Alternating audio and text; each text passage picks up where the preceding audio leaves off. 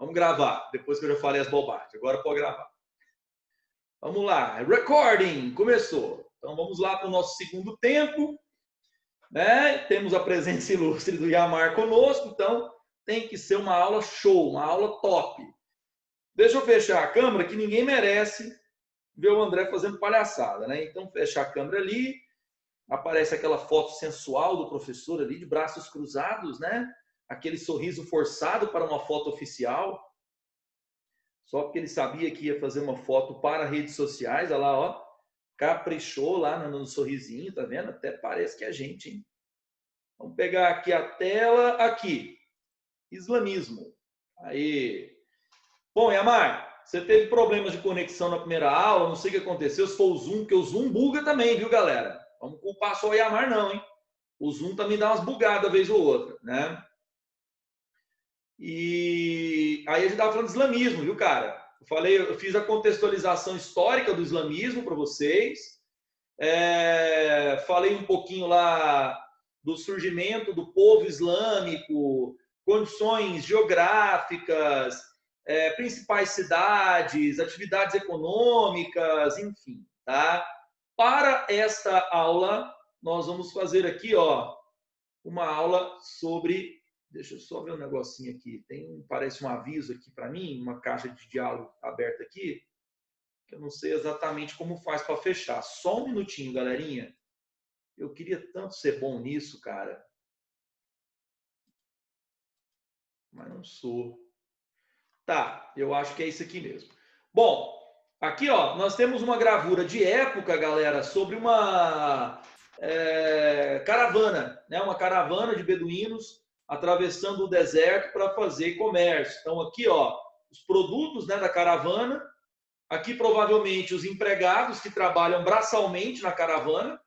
Os árabes não praticavam formalmente, em larga escala, eu quero dizer, a escravidão. O povo árabe praticava uma relação de trabalho mais próxima da servidão, tá? Não se comprava ou se vendia escravos em larga escala, não no começo, aqui ó, onde a gente está vendo agora, tá? A escravidão ela vai se generalizar mais tarde, na expansão islâmica, tá bom? Por enquanto, não. Por enquanto, os árabes têm como principal obtenção de trabalho das pessoas a escravidão por dívida, tá bom? Aqui atrás vão os guerreiros, ó, provavelmente os donos da caravana. Não sei se o meu cursor está aparecendo aí para vocês, a setinha, ó. Aqui atrás são os donos da caravana, tá? Aqui nós temos uma foto de beduínos originais, tá? Beduínos verdadeiros. André, ainda existe essa galera nômade no deserto, professor? Ainda tem essa galera que, tipo, vende, compra coisas assim? Tem. Ainda tem povos seminômades que habitam regiões do norte da África, regiões no Saara, regiões do deserto da Arábia, ok? Ainda há povos em condição de seminomadismo, tá? Alguns deles têm origem árabe. Essa foto é de uma caravana beduína no deserto do Saara, na África. Tudo bem? Deixa eu só ver aqui no chat. Ué, aqui apareceu. Não, Gabriel, foi um trocadilho infame. Ai, ai, Giovana, vamos admitir a Giovana na aula. Então vamos lá falar um pouquinho sobre o surgimento do islamismo agora, galerinha, que a gente conheceu um pouco da origem do povo árabe. Antes de mais nada, devemos saber que o islamismo ele é como qualquer outra religião, né? As narrativas de surgimento e consolidação da fé islâmica, elas estão envoltas em narrativas tradicionais, baseadas principalmente em questões míticas, né? Dessa forma, o que se convenciona chamar de história do Islã é, na verdade, um conjunto de crenças. O que o professor quer dizer com isso? Que a gente tem que ter a manha de saber separar, né? Uma narrativa mítica de fatos históricos, tá? grande parte do que a gente narra aqui quando a gente vai falar de surgimento do Islã está ligado diretamente à questão mítica. Ok? Valeu? Novamente a caixa de diálogo aberta aqui. Deixa eu ver se eu... Só um minutinho, galerinha. Aí, é o Josué. Pronto, ele entrou. Vamos lá, então. Maomé é o personagem central, né? Mohammed era membro de uma família importante de comerciantes na cidade de Meca, o clã dos Quraishitas. Para ser exato, é o clã que domina a cidade, né? O clã mais importante da cidade de Meca. Meca era uma monarquia teocrática. Todo o poder estava baseado no culto politeísta que acontecia na Kaaba. A Kaaba protegia a Pedra Negra, uma pedra da mitologia árabe que eles acreditavam ter sido um presente do deus Alá, um dos deuses, né, que eles cultuavam. A tradição dizia que essa pedra ela tinha dons curativos, né? Então ela absorvia os pecados, né? Por isso estabeleceu-se uma espécie de culto, algo muito próximo com o que nós temos, por exemplo, nos rituais cristãos, né? Vamos pegar aí a festa de Nossa Senhora de Aparecida em São Paulo, ou a festa da Trindade aqui em Goiás, enfim, né? Do Divino Pai Eterno. Essas festas religiosas, elas atraem peregrinos de todo o país e até de fora do país, né? Então, Meca funcionava algo semelhante a esse mecanismo, né? Era um centro religioso de peregrinação de diversas culturas diferentes. Você tinha dentro da Kaaba deuses de origem fenícia, de origem egípcia, de origem árabe, né? A gente tem os povos árabes, então, numa condição de bons assimiladores culturais, né? Eles estão numa região ali da Ásia, que é rota de passagem de grandes civilizações, como a egípcia, para civilizações hindu, chinesa, etc. e tal, né? A Arábia, então, está a meio caminho dessas coisas. Por isso, então, uma assimilação multicultural, né? Com uma religiosidade bem plural, tá? E a Kaaba e a Pedra Negra sendo o principal epicentro desse culto, né? Mohammed era criado por um tio mais velho, né? Ele ficou órfão muito cedo. Mohammed perdeu os pais com 8 anos de idade. E então o seu tio, chamado Ali, passou a criá-lo como se fosse o seu pai. O tio de Maomé era parte da assembleia da cidade. Então veja que Maomé não é um Zé Ninguém, né? Tanto não é que o tio dele consegue um excelente casamento para Maomé. Conta a tradição que Maomé se casou com uma mulher mais velha do que ele. Mas, em contrapartida, essa mulher era viúva, né? Ela perdeu o marido e herdou uma quantidade muito grande de bens. Caravanas de comércio, dinheiro, propriedades. E Maomé, então, casando-se com essa viúva, né, a Khadija, Maomé passou a ser o administrador de toda essa fortuna. A tradição diz que Maomé era muito inteligente, muito sagaz, muito astuto. Então, ele teria triplicado a fortuna de Khadija. E todos eles viviam, então, muito bem. Eram muito ricos, né? Assim que eles atingiram essa qualidade de família muito rica, Maomé passou a se dedicar ao estudo de religiões, né? Maomé era extremamente interessado, principalmente no judaísmo, apesar também de fazer algumas leituras dentro do cristianismo. Maomé adquiriu o hábito de fazer retiros espirituais. Como é que isso funcionava? Maomé ia para a montanha, levava lá algum livro sagrado para fazer estudo, para ler e tudo mais. E aí, então, ele sistematizava o estudo dessas crenças religiosas e passava a se interessar cada vez mais. Aí, moçada, entra a parte mais interessante aí dessa mitologia a respeito do personagem Maomé.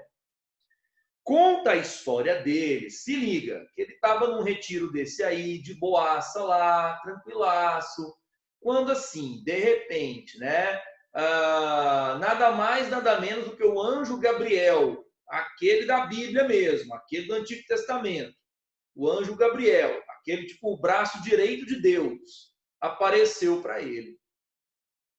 Falou, salve Maomé, salve Mohammed, tudo tranquilo, cara? Tudo beleza? Então, Deus tem uma missão para você, tá? Primeiro, a gente vai te revelar a verdade. Se liga, a verdade. Qual, André? Toda ela. Maomé seria iluminado com a verdade, tá? Deus, então, apareceu para o Maomé. Aliás, melhor, o anjo Gabriel levou Maomé até Deus. Ó, vou te mostrar Deus, você troca uma ideia lá com Deus, que Deus vai te falar a verdade. Que verdade, André? A verdade, a grande verdade de tudo, né? Aí deixa eu só beber uma aguinha aqui para lubrificar as cordas, as pregas vocais.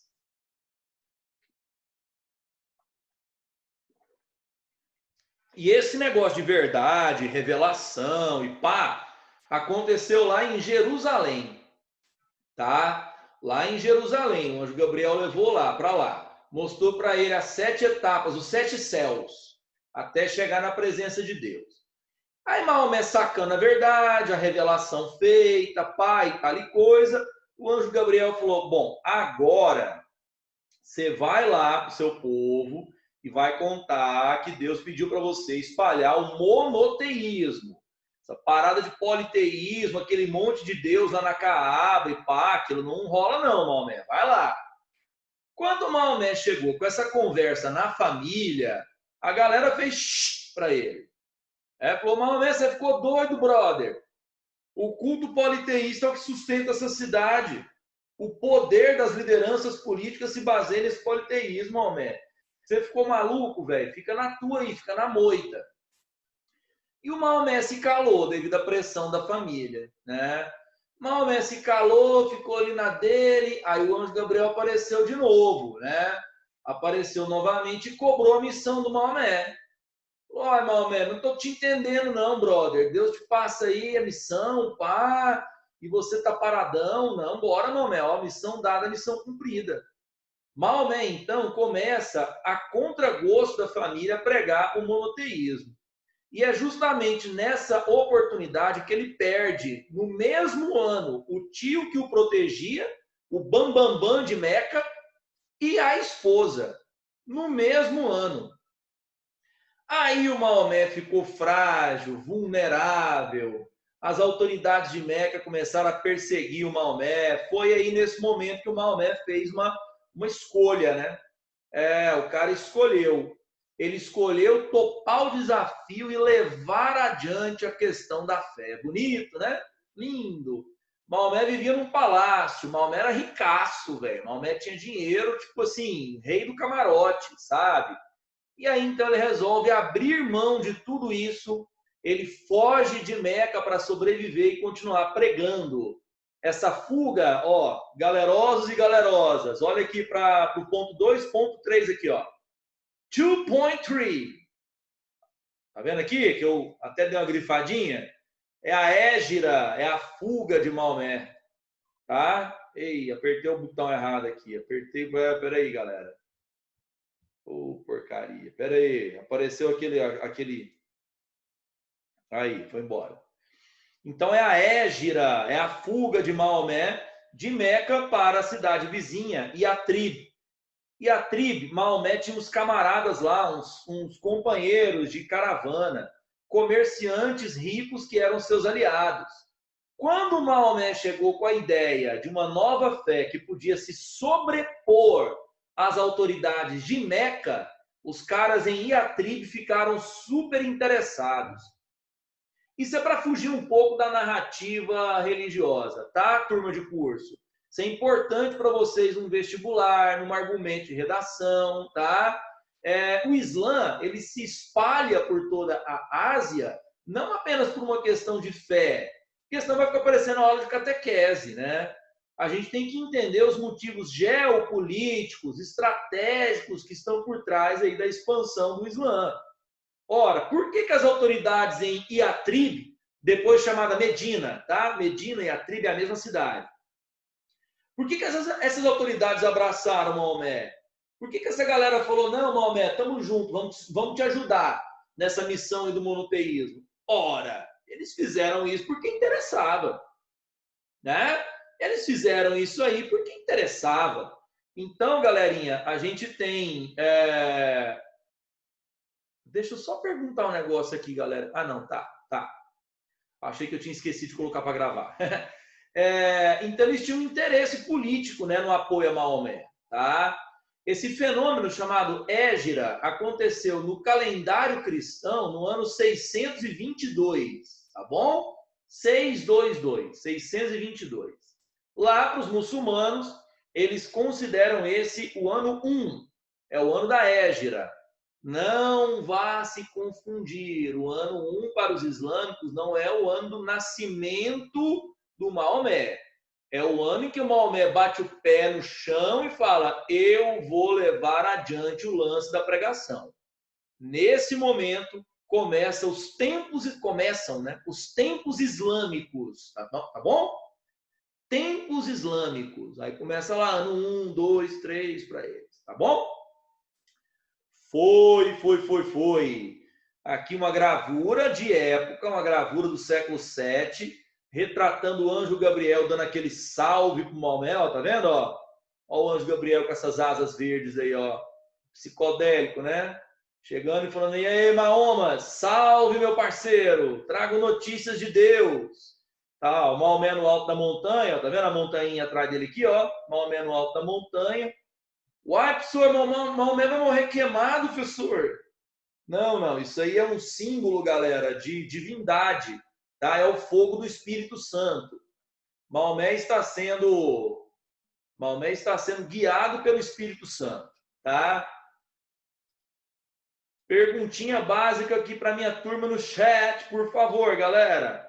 Diz aí pro tio André, tá travando demais?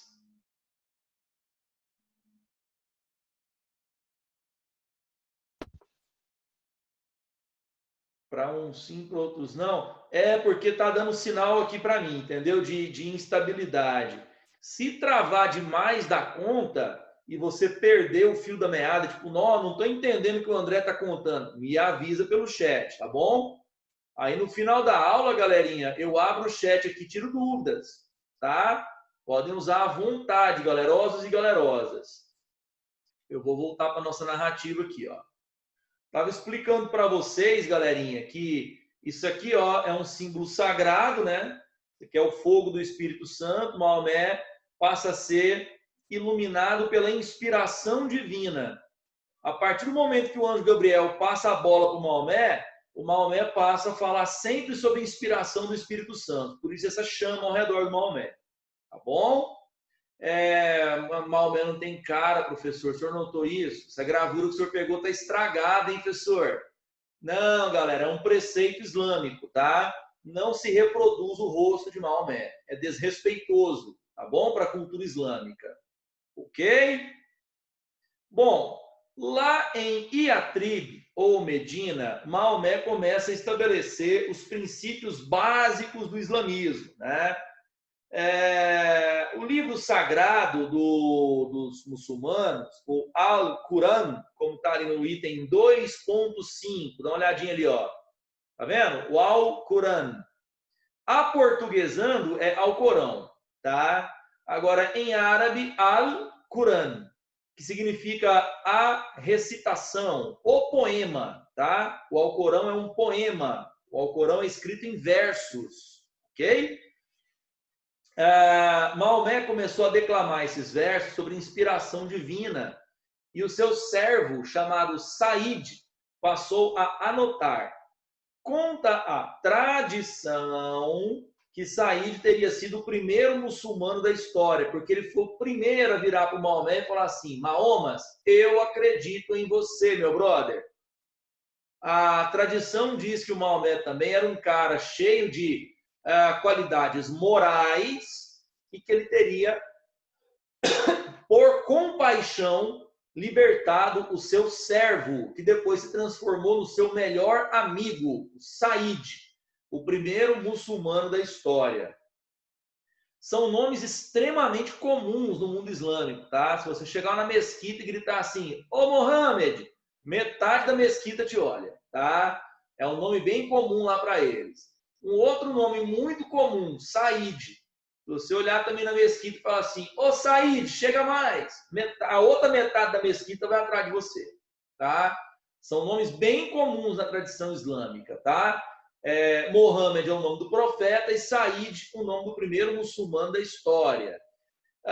Entre os preceitos estabelecidos por Maomé, alguns eram bem comuns da tradição islâmica antiga, ok? Deixa eu só dar uma olhadinha aqui, peraí.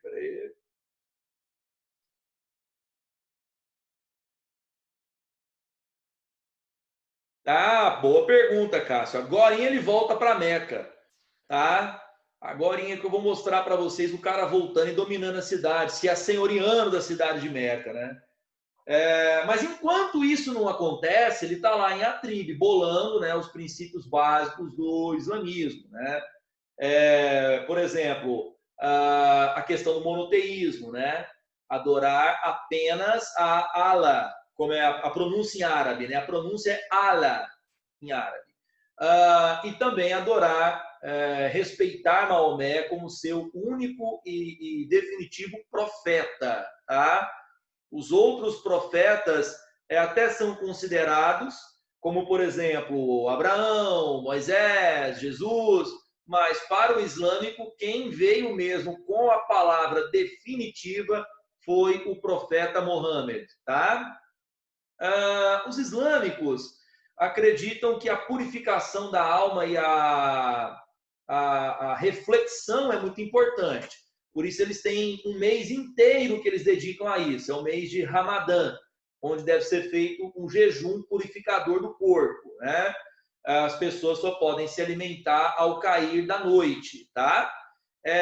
Um outro preceito bastante conhecido do islamismo, que eu já comentei na aula de hoje, é a visita a Meca, né? Ao islâmico que tem condições, é uma obrigação, tá bom? Quem não tem condições, então acaba sendo dispensado da viagem para Meca, tá? Bom, 5 orações diárias são obrigatórias para quem é muçulmano praticante. Eu digo muçulmano praticante porque há também na religião islâmica a mesma diversidade que há no cristianismo. Você tem vários tipos de islamismo, né? E uns são mais, digamos, mais exigentes que outros. Você tem aquele islâmico que se diz islâmico da boca para fora, assim como existem os cristãos, e você tem aquele mais arraigado, mais ligado às práticas, etc. e tal. 5 orações diárias, os islâmicos mais praticantes fazem todos os dias. É obrigatório o dízimo, né? É uma outra obrigação importante. 10% do que o islâmico ganha fica na mesquita, para que a mesquita possa ter obras sociais, né? O que a gente chama na linguagem cristã, na linguagem hebraica, né, de dízimo, ok? Uma outra questão bastante controversa do islamismo, galera, é o princípio da Guerra Santa, tá? Eu digo controverso porque precisamos compreender que a palavra aparece no Corão com conotações diferentes. Um daqueles termos da linguagem árabe que cabe interpretação, tá? É uma palavra que é bastante maleável. No Corão, a palavra jihad, ela aparece tanto quanto como uma pregação para o próximo, né? Por exemplo, seu vizinho não é islâmico, então você vai, marca um chá na casa dele, islâmico não consome álcool, tá? Não come carne de porco, são coisas importantes na alimentação, né? São preceitos religiosos, né? Aí então você marca lá um chá com o cara e leva o Corão para ler para ele. É um tipo de guerra santa, né? Contra a infidelidade a Alá. E ela não é violenta. A jihad pode ser o conflito interno, né?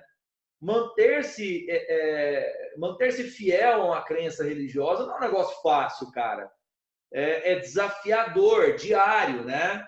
Eu não sou um exemplo muito grande disso, mas eu conheço pessoas, né, que se esforçam bastante para se manter fiéis, né, aos seus preceitos religiosos. E isso custa muito a fé, né? Maomé também chama isso de guerra santa no Corão, tá? E Maomé também diz, né, com letras garrafais, que o infiel perecerá pela espada, né? O que não é uma novidade, porque você também tem isso escrito no Antigo Testamento, né? Nos livros judaicos, né? Os cristãos também usam o Antigo Testamento, embora os cristãos se baseiem mais no Novo Testamento devido ao personagem Jesus. Agora, isso também está lá no Antigo Testamento.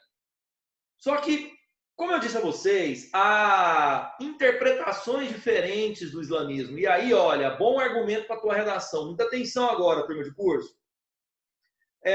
A gente acaba tendo aqui no Ocidente uma ênfase maior para as correntes islâmicas que fazem uma interpretação literal e extremamente fundamentalista da ideia da Guerra Santa, né?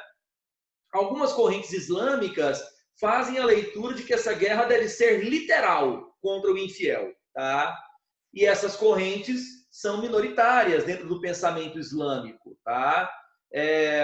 Para vocês terem uma ideia, hoje, os adeptos dessas correntes de interpretação do islamismo extremista, hoje eles estão em menos de 10% de todo o mundo islâmico, tá?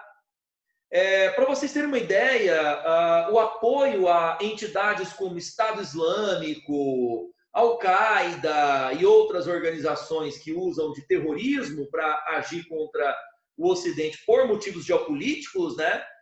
Esse apoio é mínimo no mundo islâmico. Essas instituições não têm o apoio de nenhuma liderança relevante do Islã, tá? Nenhuma liderança relevante do Islã apoia aqueles atos terroristas. E num exercício de senso comum aqui no Ocidente, a gente acaba, de repente, fantasiando que absolutamente todo islâmico concorda com ações violentas, atentados terroristas e extremismos, né? O que é uma interpretação extremamente equivocada, tá? Então vai aí para o seu argumento de redação, que isso é legal, ok? Maomé volta então para Meca. Alguém tinha me perguntado aqui agora há pouco sobre Meca ser o centro sagrado, né? Maomé volta a Meca apoiado pelos comerciantes de Yatrib, agora chamada Medina, né? E eles conquistam Meca. É o início da formação de um poderoso império em nome de Deus. Começa então a expansão islâmica com base no princípio da Guerra Santa, do convencimento do infiel. Maomé, ainda em vida, se transforma o senhor de Meca e de toda a Península Arábica. Maomé morreu no ano 632, em pleno processo de expansão do islamismo na Península Arábica, galera. Com a morte do profeta Maomé, nós vamos ter um problema. Maomé não tinha filhos homens, então a sucessão ficou bastante complexa, já que nós estamos falando de uma sociedade extremamente patriarcal. Vocês estão lembrados da primeira aula? Muito patriarcal. Dessa forma, galera, o Maomé acabou não fazendo um herdeiro natural. Eu digo em vida, né? Levando o cara ali com ele, mostrando para a galera, escolhendo o nome. Maomé não fez isso. Então, quando Maomé morreu, abriu-se uma disputa pela liderança da expansão islâmica a partir de Meca. Essa gravurinha aí, galerinha, faz alusão à Pedra Negra, tá? Essa que você está vendo agora, ó. Essa outra aqui é uma fotografia da Caaba, a Pedra Negra, ok? Isso é uma festa religiosa que existe em Meca anualmente. Aqui as pessoas fazem pedidos a Allah, tá vendo? Também é no templo da Caaba, tá? É a maior peregrinação religiosa do mundo, a maior de todas. Aqui é a Caaba por fora. Esses muros, essas muralhas cercam a Caaba. Essas torres são chamadas minaretes. É através dessas torres que há a convocação diária para as orações, para cinco orações em Meca, tá? Aqui um mapa da expansão muçulmana, né? Aqui, ó, a parte de verde escuro é a parte onde nós temos aqui, inicialmente, a conquista de Maomé, aqui em Omã, né? Essa parte em verde um pouco mais claro faz parte da segunda onda de expansão islâmica, né? Tomando conta aqui das regiões que vai ali mais ou menos do Egito, atualmente, até ali próximo à região da Mesopotâmia, passando um pouquinho da região da Mesopotâmia, né? Chegando quase ali à região da Índia Antiga. Aqui, ó, galera, quem não viu ainda, Cabul, ó, capital do Afeganistão atualmente, né? Aqui, ó, mais para essa região da África, tá vendo aqui? Nós temos a terceira grande onda de expansão islâmica, tá vendo? Aqui, ó, nessa expansão, onde já está um pouquinho verde mais claro, onde eu estou passando o cursor agora, ó, região do Maghreb, aqui na África, ó, tá vendo? Essa expansão aqui para a Europa, tá vendo? Aqui já foi realizada por califados que não eram ligados diretamente ao Maomé. Os primeiros califados, os 4 primeiros califas, tinham laços de parentesco com Maomé, eram seus cunhados ou seus genros, enfim, né? Aqui. Depois, a expansão islâmica acaba sendo levada adiante por califas não ligados consanguinamente a Maomé. No nosso próximo horário, eu quero falar um pouquinho sobre isso. Nós vamos fechar a abordagem de civilização islâmica para vestibulares, falando um pouquinho de sunitas, xiitas e cruzadas, tá bom? Na nossa próxima aula, então. Xiitas, sunitas e cruzadas, a gente já vai começar ali, a gente vai inaugurar a história da Baixa Idade Média, tá? Que é o objetivo que eu tenho de fechar aqui com vocês até antes das férias, pelo menos esse pedacinho da Idade Média. Aí depois das nossas férias escolares, a gente volta com Idade Moderna e fecha o conteúdo. Valeu, valeu, queridos e queridas. Deu para acompanhar? Tava legal? Ficou claro?